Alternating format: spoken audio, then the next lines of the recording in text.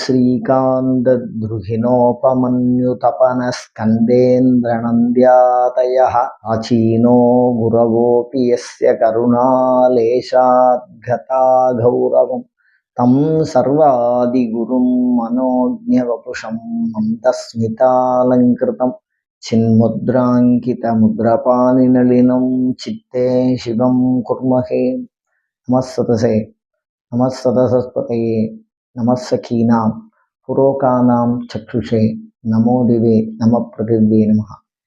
எல்லாம் வல்ல இறைவியனுடைய பெருங்கருணையினாலே அபிராமி சமயத்தின் அந்தாதி குடில் சார்ந்து உங்களை சந்திப்பதில் பெருமகிழ்ச்சி அடைகிறேன். உபாசனை ரகசியங்கள் 108 என்கின்ற தொடர் சிந்தனையில் வெகுநாள் உபாசனை செய்தும் பயனில்லை, காரணங்களும் தீர்வுகளும் என்பதை நாம் யோசித்து வருகிறோம். அதில் தற்போது தீர்வுகளை சிந்தித்து வருகிறோம். அதில் நம்ம சுவாமிகிட்ட பிரார்த்தனை பண்ணும்போது எப்படி நம்மளுடைய பிரார்த்தனையை செய்வது அப்படிங்கிறது.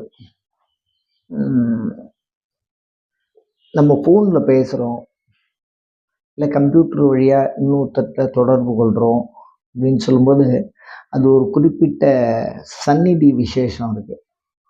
அது வரைக்கும் வச்சு நம்ம பேசினா நம்ம பேசுறதும் கேட்கும். அந்த இடத்த விட்டு நம்ம நகர்ந்துட்டோம், தூரத்துல இருந்து பேசுகிறோம் அப்படின்னா கேட்காது. அதற்கான சாதனங்கள்லாம் இருந்தால் தான் கேட்கும்.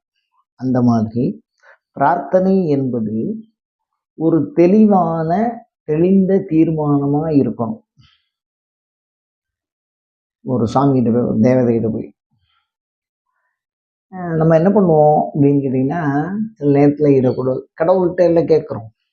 அதனால் அபிராமி பட்டர் மாதிரியே கலையாத கல்வி, குறையாத வயது, கபடுவாரா கன்றாத வளமை அப்படின்னு வருசலாக பிரார்த்தனைய அடிக்கின்றே போகும்.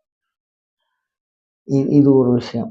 ரெண்டாவது, கேட்கலாமா வேண்டாமா, சுவாமிக்கே தெரியாதா, இது மாதிரி ஒரு விஷயம். அதுக்கப்புறம் பார்த்தீங்கன்னா, நம்ம ஒரு சாமிகிட்ட வரம் கேட்டோம், அந்த அம்பாள் கொடுத்தாலா இல்லையா, இது மாதிரிலாம் யாரும் யோசிக்கிறது இல்லை. ஏதோ வந்தால் வரவுல சேர்த்தி, போனால் செலவில் சேர்த்தி அப்படின்னு ஒரு அலட்சிய பாவம். அதில் யாரும் சுவாமிகிட்ட நீ கொடுக்கல அப்படின்னு யாரும் சண்டையெல்லாம் போடல. அப்படிங்கும்போது அதில் ஒரு அலட்சிய பாவம் ஏற்படும். இந்த மூன்றுமே உபாசனையில் சில காரியங்களை நம்ம செஞ்சுக்க முடியாதபடி போயிடும். அதனால் சங்கல்பம் பண்ணும்போது மிக தெளிவாக இதுக்காக தான் நான் ஜெபம் பண்ணுறேன் அப்படின்னு ஒரே கொள்கையை தான் நம்ம சொன்னோம். இப்போ வீடுன்னா வீடு, வேலைன்னா வேலை அப்படின்னு அந்த ஒன்றை தான் கேட்கணும். சரி, அதை எப்போ மாற்றிக்கலாம் அப்படின்னா, அது அம்பாளுடைய உபாசனை பலத்தினால நமக்கு அனுகிரகம் வரப்போகிறது அப்படின்னு சொன்னால், அதான் அம்பாளே அதற்கான சூழல் தான் இயற்கை. வெளியில் இருக்கக்கூடிய பொருள் சூழல் சார்ந்தது, உள்ள இருக்கக்கூடிய பொருள் சிந்தனை சார்ந்தது. மனிதன் இரண்டையும் சார்ந்தவன். மெட்டீரியலிசம் அப்படின்னு சொல்லுவாள். வெளியில் இருக்கிற பொருள்லாம், அந்த பொருளை வச்சு சூழல் மாறிக்கிட்டே இருக்கும் எல்லா மனிதர்களும். கருத்தியல் கோட்பாடு, சிந்தனை உள்ள இருக்கிறது. இந்த சூழலும் சிந்தனையும் ஒன்றாகணும். அப்போ ஒரு பிரார்த்தனையை சொல்லிகிட்டே வரணும். அந்த பிரார்த்தனை முடிகிற வரைக்கும் அடுத்த பிரார்த்தனையை கேட்கக்கூடாது. அப்படி பிரார்த்தனை நடக்கலைன்னா அந்த உபாசனையில் நான் பண்ணதில் என்ன தப்பு இருக்குது, காலத்தவறு இருக்கா, இடத்தகர்வு இருக்கா, நிகழ்வு தவறு இருக்கா, சிந்தனையில் தவறு இருக்கா, அந்த மாதிரி எதனால் அது நடக்கலை, அது நடக்கிறதுக்கு நான் என்ன செய்யணும் அப்படிங்கிற மாதிரி சுவாமி கிட்ட நம்ம கேட்கணும். அப்படி கேட்டால் மாத்திரம்தான் அது ஒரு தெளிவான பதில் சொல்லும். அப்படி சுவாமிகிட்டேருந்து நம்ம வாங்குற பதில் மிக தெளிவாக இருக்கும். இது முடியாதுடா, இது செய்யறேன்டா அப்படின்னே சொல்லும். அது முடியாது அப்படிங்கிற காரியத்தில் நாம் பிரவൃத்தி பண்ணக்கூடாது. அது முடியும்னு சொன்னால் அதற்கான சூழலை காண்பிக்கும். இப்போ செயல்பாட்டு விதியில் நல்ல பேசுகிற மாதிரியே சில பேருக்கு அது பேசும். அதில் பேசுகிறத வச்சு புரிஞ்சுக்கலாம். ஆனால் அதுக்கு ரொம்ப ஜெபம் பண்ணி ரொம்ப பக்குவம்லாம் இருக்கும். சில இடங்கள்ல அதற்கான அடையாளங்களை காண்பிக்கும். அத வச்சு நம்ம பார்க்கணும் தீர்வுங்கிறது. இந்த பிரச்சனைய தீர்த்துக்கிறதுக்கு. இப்ப கல்யாணம் ஆகணுமா? ஆகாதா? அப்படின்னு கேட்டா, வார்த்தையாலேயே இது தள்ளி போகும்டா அப்படின்னு சொல்லுதுன்னு வச்சுக்கங்களேன். இன்னும் கொஞ்ச நாள் கழிச்சு தான் ஆகும். அப்படின்னா அதுக்கு தகுந்த ஒரு அடையாளத்தை நமக்கு, அதாவது உபாசகன் எப்படி சொன்னா புரிஞ்சுப்பானோ அவன காமிக்கும். அது மூலியமா நமக்கு தெளிவா புரிய வைக்கும். அதனால குருவினுடைய ஒரு ஒத்தாசை இல்லாம, கொஞ்ச காலத்துக்கு உபாசனையின் மூலியமாக பெறக்கூடிய விஷயங்கள், அது எப்படி பேசுதுன்னு நமக்கு நேரடியா புரியாததுனால, அது கனவுகள் மூலமாகவோ, சில சூழல்கள் மூலமாகவோ அது உணர்த்தும். அப்படி உணர்த்துறத புரிஞ்சுக்கணும். அதனால பிரார்த்தனை அது செஞ்சிருக்கா, செய்யலையா? இல்ல செய்யறதுக்கு என்ன செய்யணும்?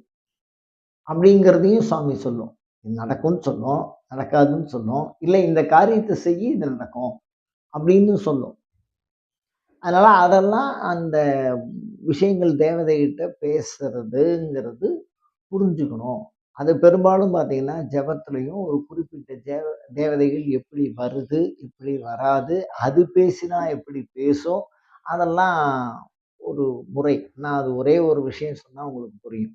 இது வந்து ஒரு முறை தான். இது மாரி தான் எல்லா தேவதையும் சொல்லுங்கிறதெல்லாம் இல்ல. இது கால தேவத தள்ளி போட்டுட்டே போறது அப்படிங்கிறது எதனால? அ உடனே முடியும் அப்படின்னா, அது எதனாலன்னு சொல்றோம். அவர் என்ன நினைச்சிருக்காரு, அவர் காதலித்த பெண்ணை மணந்து கொள்ள வேண்டும் என்று ஒரு சாமிகிட்ட பிரார்த்தனை பண்றாரு. ஆனா, அவங்க அப்பா, அம்மா பேர்ல அவருக்கு அவ்வளோ மரியாதை இருக்கு. அவருடைய சூழல் பேர்ல அவ்வளோ மரியாதை இருக்கு. ஆனா, அவர்களுக்கு அந்த பெண்மணியே பிடிக்காது. அப்படி மணந்து கொள்வதை அவர்கள் விரும்பவில்லை. அம்மா, அப்பா அவளுடைய சார்பியல் கோட்பாடு எல்லாம் பார்த்தீங்கன்னா, அப்பா, அம்மாவ சார்ந்திருக்கு. அதனால பல இன்னல்கள் பின்னாடி வரத்துக்கு வாய்ப்பு இருக்கு. அப்படின்னு பின்னாடி வரத்துக்கு. இதெல்லாம் எதுவுமே இப்ப இல்ல. அதனால அது என்ன பண்ணிட்டே போகும்னா, அந்த பிரார்த்தனைய குடுக்காம தள்ளிண்டே போகும். அதே சமயத்துல, இந்த பிரார்த்தனை நன்றாக நிறைவேறும். தள்ளிண்டே போகும் அப்படிங்கிறத விட, நிறைவேறும் அப்படின்னு சொன்னா, ஒரு மலர் கொத்த கொண்டு வந்து குடுக்கும். இல்ல நம்ம வீட்ல யாரோ விளக்கேத்துற மாரி காமிக்கும். ஏன்னா யாரோ சம்மந்தம் இல்லாதவ நம்ம ஆத்துல வந்து விளக்கேத்திட்டு இருக்கா அப்படின்னு நாம நினைக்கிறபோது, அன்னைக்கு மறுநாளோ ரொம்ப தூரம்லாம் இருக்காது. அந்த மாரி அடையாளம் காமிச்சு, மறுநாள் ஒரு நாள் மறுநாளே அந்த பலன் வந்து நம்ம கைக்கு வரா மாரி பண்ணிடும். 2வது வேற அதே பெண்ண வந்து வேற அவங்க வீட்ல திருமணம் செஞ்சு வேற இடத்துல குடுக்க போறாங்க. அந்த அந்த மாதிரி ஒரு முடிவு.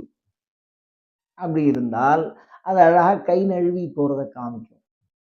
குளிக்க போறோம், ஏதோ வஸ்திரத்த விட்டுட்டோம். இல்ல பஸ்ஸில இறங்கி வரும்போது லக்கேஜ விட்டுட்டோம்.